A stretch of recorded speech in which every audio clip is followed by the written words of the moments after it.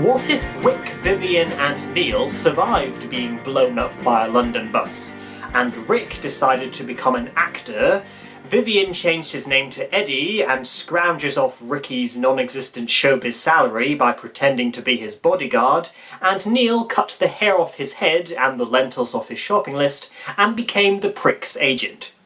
You'd have the formula for Filthy Rich and Catflap. We'll make a bone a little tea.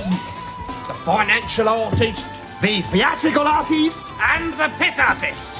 At some point between becoming a Rik Mayall fan in 2008 and mourning over his untimely death in 2014, I tried watching the first episode of the sitcom and gave up before the final quarter. Maybe he's a producer with a wonderful part. Eddie, I said wonderful part, not attractive Willie. I was a big fan of Bottom and enjoyed all of Rik and Ade Edmondson's other collaborations, but this show hadn't succeeded in drawing me in. It wasn't as surreal as The Young Ones, it wasn't as violent as The Dangerous Brothers, and it wasn't as enigmatically absurd as 20th Century Coyote. I've had a long day and I've only been up half an hour. My main reason for tuning out was that it just wasn't making me laugh as much as Bottom had. And after tasting one of the finest wines available to humanity, I couldn't stomach the thought of sampling what was, by comparison, a pint of brown shit with fairy liquid on top. I can either stuff the meat into the oven, you into the oven, or the oven into you. Which is it to me? The former! Some was that. Well, that was the one with the oven. After Rik died, I decided it was time to give Filthy Rich and Catflap another try, and so requested it for that year's Christmas present. Hello, kiddies. There is no Father Christmas. It's purely a marketing ploy to make low-income parents' lives a misery. Once I got past the first episode, which I found considerably funnier the second time viewing, I really got into this series, and now regard it as being an underrated gem that I'd much rather watch than Guest House Paradiso, Drop Dead Fred, or the last two Bottom Lives. I'm one of Britain's top comic talents. Say something funny then. Yeah. If you're so funny, Richie, why don't you say something funny? Plop. I'd be interested to know if any of you who have seen all 6 episodes of the series share the same opinion as this. The even-numbered episodes are thoroughly entertaining, whereas the odd-numbered episodes, while they still contain amusing moments, are overall okay at best. When have I ever deceived you? When? When you kept back all my cash. Now, that's not deception, that's theft, Richard. The series revolves around Richie Rich, a very vain, egotistical twat who regards himself as being a great actor/comedian, refusing to allow his complete lack of talent derail his stardom. Hello, me old darling. Yep, it's me, Richie Rich. Don't faint, treasure the moment. Despite it being very rare when he is permitted to be present in front of television cameras, he is convinced he is a celebrity, and feels he is therefore entitled for the public to treat him with the respect and admiration all his other far more talented and humble colleagues get. Away, imbecile! Oh my God, a psycho fan. He's probably got a gun. John Lennon syndrome. Call the police. If you don't shut up, I'm going to cut your head off. Stuff it in the microwave, wait until it goes ping, then take it out, mash it up with a bit of milk and butter and ram it up your backside! Eddie Catflap is a drunken mess of a slob who is employed as Richie's minder. Whenever Richie needs you, you're never there. And when he gets beaten up, you join in. Much like Basil's remark that the only reason he keeps Manuel as a member of staff is because he is cheap, Richie's leech does at least attempt to offer an explanation for their unrealistic partnership. He knows amidst all the doubt and hypocrisy, he can count on my feelings. He knows I hate him. Unlike Bottom, where the blows were distributed fairly evenly, Richie is the receiver of almost all the violence, almost always dealt to him by his alleged bodyguard. What's the similarity between this toilet bowl and your head? I neither know nor care. When you bang them together, they both go clunk. You haven't changed your material very much, really, have you, Eddie? That's good coming from you. Bastard! While there are huge similarities to the characters Rik and Ade played in their several collaborations across 30 years, Ralph Filthy was very different in appearance and personality when compared to Nigel Planer's iconic character from The Young Ones and his stand-up days, Neil. Besides his appropriate surname, which would also have suited the hippie. I hate people peeing in my boots. You still drank it, didn't you? Yeah, but that's not the point. You told me you managed Laurence Olivier. So I do. Laurence Olivier, the one-armed turd impressionist. Ralph is Richie's sleazy agent who cannot go 5 minutes without moaning about his self-inflicted ill health. I am a dying man. I may not live through this fag. I have a delicate medical condition known as a hangover. There's only so much an agent can take after only one bottle of aspirin. His role in finding Richie a showbiz-themed job seems to be a secondary priority for him, as it is mentioned more than once that he is the manager of a few brothels and other smutty activities. My leisure establishments are totally allowable. And anyway, I'll get the kids off youth training schemes. Despite Nigel getting top billing in the episode's opening credits and his character getting top billing in the series title, Filthy is definitely not the star of the show. While Richie and Eddie dominate 100% of the episode's 35 minutes, Filthy only takes up around 35%. But the title does not quite gel the same if changed to Rich, Catflap and Filthy. Do yourself a favour, cut your losses, kin yourself. The series was written by Ben Elton, the man who saved Blackadder, and had co-written The Young Ones with Rik and Lisa Mayer. Elton had been a buddy of Rik and Ade's back when they met at Manchester University in the mid-70s. He became known and often teased for being very critical of right-wing politics, and this at times is very evident in Filthy Rich and Catflap. The world's best gag. Which would have to be Thatcher's 79 election promise to cut unemployment. He's no more a novelist than Geoffrey Archer. When they gathered outside your gates to protest at their impending starvation, how lucky we taxpayers were to be able to pay for thousands of police to keep them away from your huge stash of cash which they'd earned for you in the first place. Get on with it, Richie. The bar closes in an hour. According to Rik Mayall, the difference between his and Ade's combo of screenwriting and Ben Elton's was that their comedy was more insane ramblings, whereas Elton's dialogue usually had a point and would refer to real-world issues. There can't have been such a catalogue of lies, half-truths and self-congratulations since Ian McGregor's account of the miners' strike.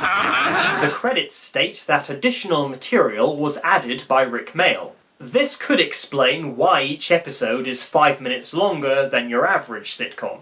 If this is some kind of joke. Then it'll be the first one on the show this week. Shut up, Eddie! We've had some super laughs already and the show's only just begun. The main subject in the firing line of this series is British showbiz, and with all the references to popular programmes and celebrities of the day, Filthy Rich and Catflap can be viewed as a time capsule of television in 1980s Britain. What shall we do? Stare at the wall or chat about Tom O'Connor? Oh, well, I've got a bit of a weak heart condition. Staring at the wall will probably be too exciting. Probably safest if we chat about Tom O'Connor. A key sample of this mockery, and sometimes harsh but true criticism, is when Richie confronts Molly Sugden. I can't think of anything nicer than having you all stroking me pussy. Oh, for God's sake, love, don't milk it. That's the third time you've done that gag. And you used to do it in every ep of that appalling sitcom you used to do.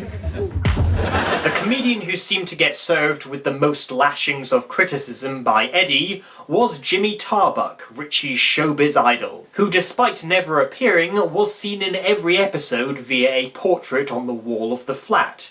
If there's one thing I hate in British entertainment more than you, it's that vast army of ex-stand-up comics who did one half-funny gag on Sunday night at the London Palladium in the middle 60s and have made a fortune doing game shows ever since. An element of these three shows that I love is the silly and stupid names various minor characters are given. Floppy, son of Floppy. Slip Digby. Bastard's the name. But you can call me right bleeding, all my friends do. Cannibal Taffy O'Jones! Filthy Rich and Catflap took part in this tradition with Enormous Derek, Alphonse Pufati, Immoral Timothy, and Jumbo Whiffy. Oh, and of course, Midge-Year. How did they come up with such a ridiculous... Oops. Shut up! All right, so it's Mick's year. He sells a couple of crappy records to a bunch of screaming knickerwetters and you'll behave like he's God. While breaking the fourth wall only happened occasionally in their other series, said wall is completely non-existent in this sitcom, as after nearly every gag, Rik, or Ade, or sometimes both, not only glance at the camera, a la Oliver Hardy, but usually talk to the audience, a la Groucho Marx. This product gives you cancer. Blimey, everything gives you cancer these days. This is the plot.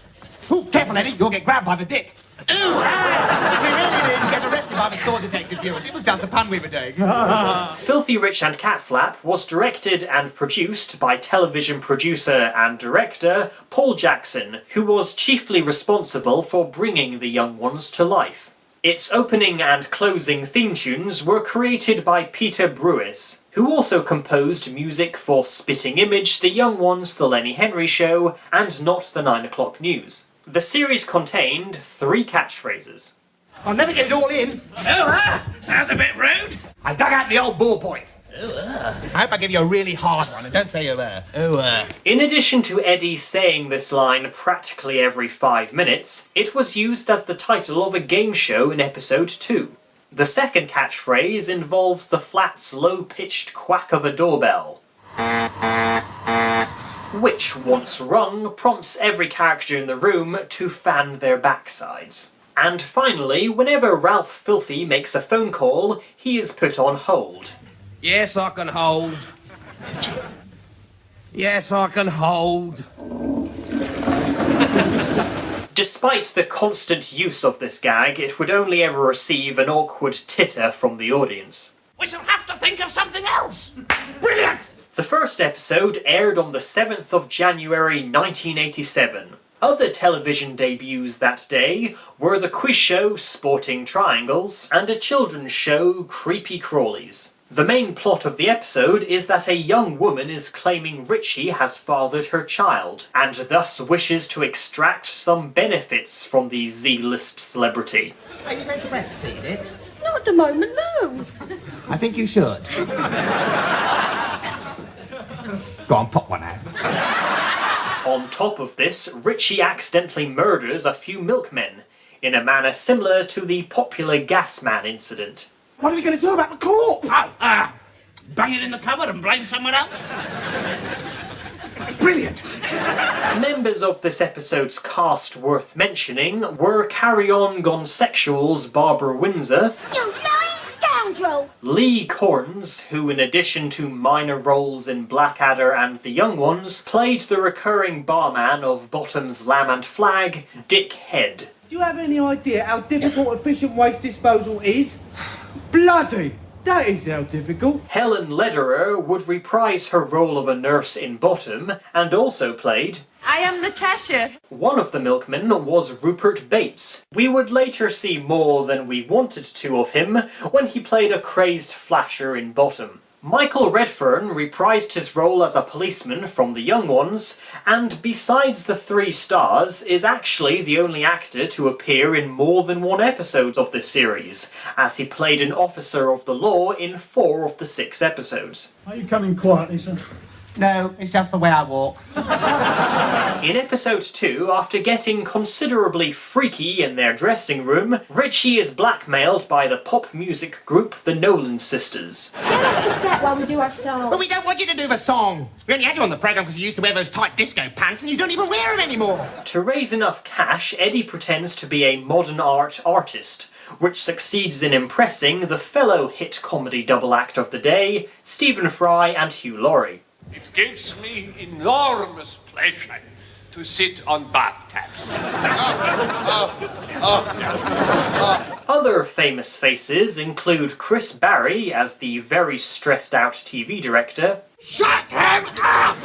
and Harry Enfield as the studio floor manager. Sorry, in 2 minutes, so if you could cut the chatter just for the camera line-up, thank you. In episode 3, Richie is planning a dinner party, but with no money to buy food, Eddie steals frozen chickens by stuffing them down his trousers, where they remain for the remaining half of the episode. Eddie Catflap's been thinking. Put out some bunting, organise a street party, let off some fireworks, telephone the Queen. With Filthy's help, they try to come up with an alibi involving a peep show. I thought you were supposed to be running round the audience turning their watches back while they ogled the girlies. Well, I was trying to, Filthy, but the hands are moving too quickly. Familiar faces include Damara Heyman, Ken Parry, and Patsy Smart, who had all been jobbing actors since the 1950s. In episode 4, Richie's idea for a brand new game show surprisingly gets greenlit, but due to agreeing to the deal without his filthy agent present, he gets cheated. Let me put it this way. When I first came into this office, there was a fat old drunk sat behind that desk mumbling platitudes. And it was me. The trio's spirits aren't drained for too long, as Richie takes advantage of his dying dad and gets the idea for another terrible-sounding TV show, which surprisingly, again, is approved for production. I'm sorry, I don't follow. Oh, for God's sake, you stupid cow! But due to his father's health improving, is Richie willing to commit murder to advance his TV stardom? I want someone taken out. Permanently. Jumbo Whiffy was played by the heavily padded Mel Smith, and Eggy Guffer was not played by Smith's comedy partner Griffrey Jones, but by Norman Pace of the comedy double act Hale and Pace. I feel exactly the same way I felt when I first got a sniff of Bernard Manning. Eggy, what say you? It's big. Put this out against play your cards right and blow Brucey off the box. Actress and future Loose Woman presenter Linda Bellingham played Miss Tompkins, who makes up for a rather unconvincing punch to Eddie's face with a very convincing punch to Richie's balls. From now on, you are the bloody Flora bloke. Fantastic! Shall we shake or shag?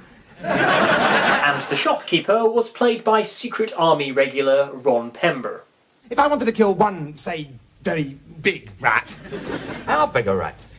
Well, Eddie, how big would you say my dad was? In episode 5, Richie has been offered the chance of a breakfast time, reading the showbiz gossip on the morning news. Michelangelo got persisting trouble contracts. Russ Abbott had his madhouse. Bernard Matthews couldn't say beautiful properly. The catch is, he has to be at the studio for 4:30 AM, and with only a game of Trivial Pursuits to entertain them all evening, the duo end up going on a lager frenzy. I must say, of all the clubs we've been to tonight, this is the best. And it's still really on the way home, if you think about it. Yeah, but you have to think pretty stupidly, Andy. I mean, we are in Liverpool now. They somehow still manage to make it on time, but being blindingly drunk, the episode ends with the pair about to become the butt of their own joke. Over half of this episode features only Richie and Eddie in their flat, making it similar to future episodes of Bottom, and of course Bottom Live. It's not fair, really. I mean, you've had all the easy questions, and I've had all the really hard questions. I could have won by now if I'd had your questions. I don't think it's fair at all. Really, I mean, honestly, it's just not fair. But with very little action combined with Richie being very obnoxious and Eddie being very bored, it is rather tedious to witness. Much like Waiting for Godot, which Rik and Ade were both fans of and starred in 4 years later, at the same time Bottom was being produced. Good Morning Britain presenter Anne Diamond plays herself. You really are as sweet and innocent as you look on the telly, aren't you? Yes, I am. I'm lovely. And Andy de la Tour, who made a memorable appearance in an episode of Bottom, has a minor role here. Here's 5 pence. Oh, Richie, what did I say? The final episode aired on the 11th of February 1987. Richie and Eddie are facing a prison sentence for mooning the British public. But luckily for them, Filthy makes the argument that the footage must be examined by the jury, which they all refuse to do.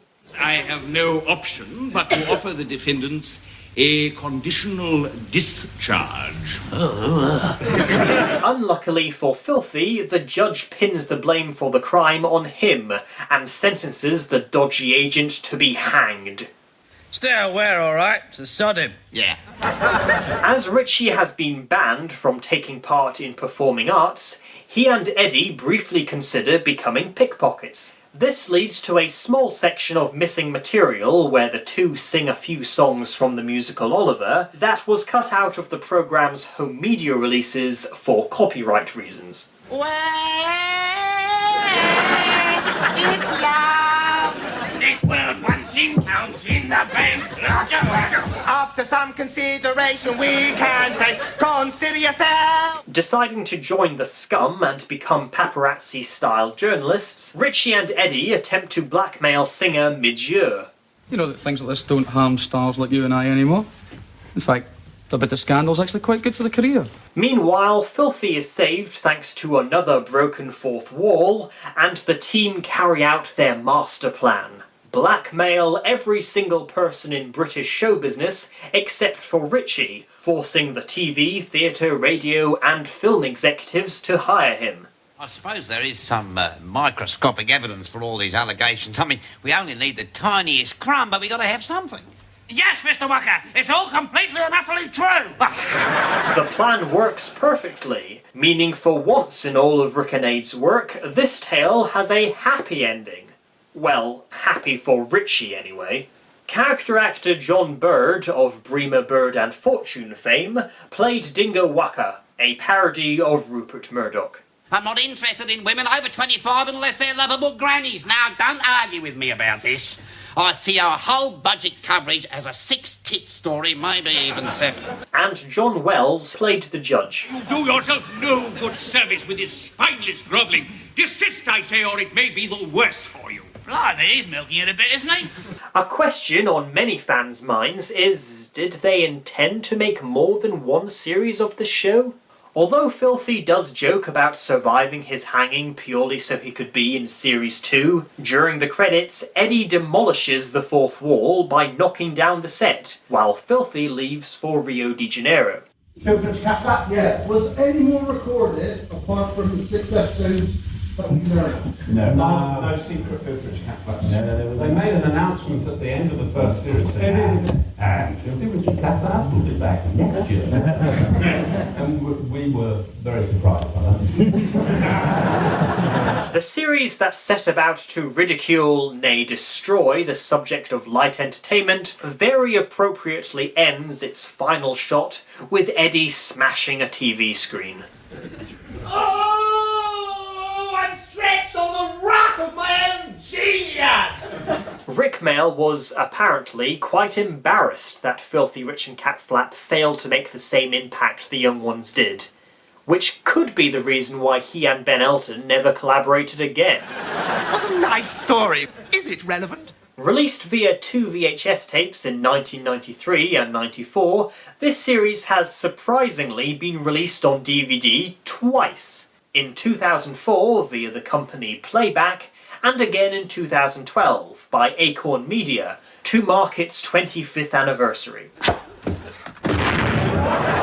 Was this seriously a series that needed a 25th anniversary edition? I doubt there would have been an angry mob outside of every HMV in the UK demanding one. Really? I'd hardly call this meaningless stream of bot and knob gags a plot, would you? The special features on this disc include the 3 stars filmographies, i.e. a less interactive IMDb or Wikipedia page, and a picture gallery containing 8 publicity photos of the characters. I'm swathed in melancholic pathos. Shut up, Eddie. I recommend you check out this series, especially if you've enjoyed Rik Ade's other shows. What are you doing, Richard? Whenever Titch, Madam, Don't Start Me Off Juicy went on stage, he always did this. But Titch Juicy was notoriously awful. God, you're right. As entertaining as Richie and Eddie are in this, and as much fun as it is to imagine that this is a prequel to Bottom, the main draw of the show for me is Ralph Filthy. Here, I bought you a bottle of wine, but I've drunk it in a taxi. In my opinion, he is as much of a lovable scoundrel as Ron Moody's Fagin, only less energetic, and slightly less Jewish. Your mother's got very sensitive ears. They bleed when people ask me for money. This morning I coughed so hard I blew my kidney out the backside. Thank you for watching Obscure Observations. Next time, I'll show you how to blackmail your favourite celebrity using only a camera, a schoolgirl's uniform, a swastika, and a stepladder. I've always thought that cornflakes look a bit like people. And after briefly dipping his toe in the waters of reason, the man with no brain happily retreats to frolic on Insanity Beach.